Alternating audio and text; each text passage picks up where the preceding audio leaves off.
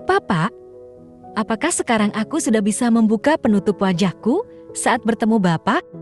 Apakah orang jahat yang Bapak sering bilang sudah tidak ada? Mona yang sudah usia matang bisa bersikap seperti anak kecil jika di hadapan orang tuanya.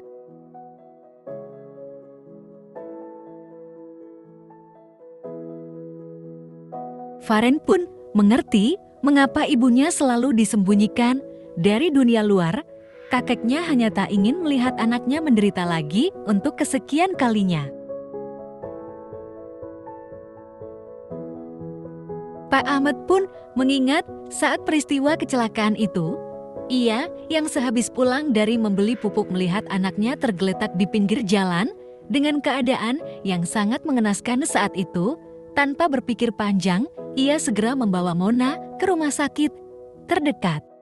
Beruntungnya ia bertemu dokter muda yang baik hati, sehingga ia bisa meminta tolong untuk selamatkan Mona terlebih dahulu, barulah ia akan membayar biaya rumah sakit itu.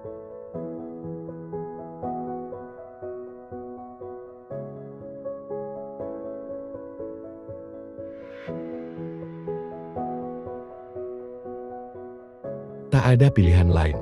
Ahmed harus segera memulangkan Mona ke Jayakarta. Ia tak ingin nyawa Mona dalam bahaya jika terus berada di lingkungan keluarga Sultan.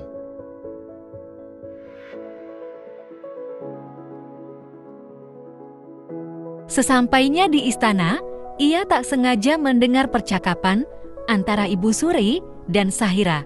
Pastikan Mona sudah mati, jika sampai ia masih hidup bahaya untuk kita. Ibu Suri berucap dengan pandangan penuh dendam kepada Mona.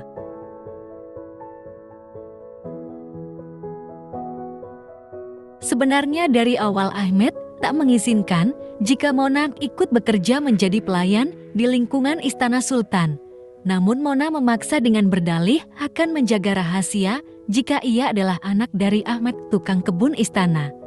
Karena jika ia sampai ketahuan, maka salah satu di antara mereka akan dihukum.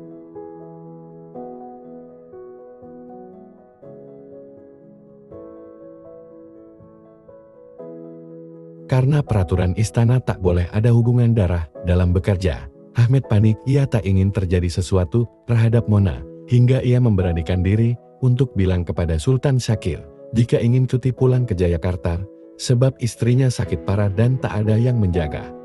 Dia juga meminta pinjaman uang dalam jumlah cukup besar dari Sultan yang nantinya akan dipotong dari uang gajinya nanti.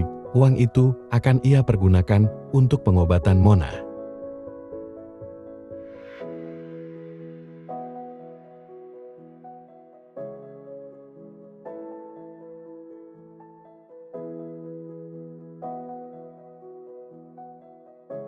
Biar bagaimanapun, Ahmad bertekad akan tetap kembali ke Malaya karena ingin melihat perkembangan cucu satu-satunya itu.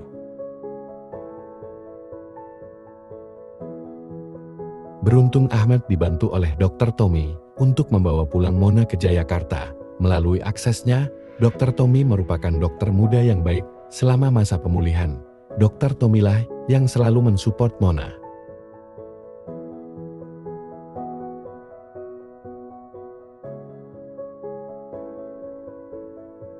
Pak, kok bengong?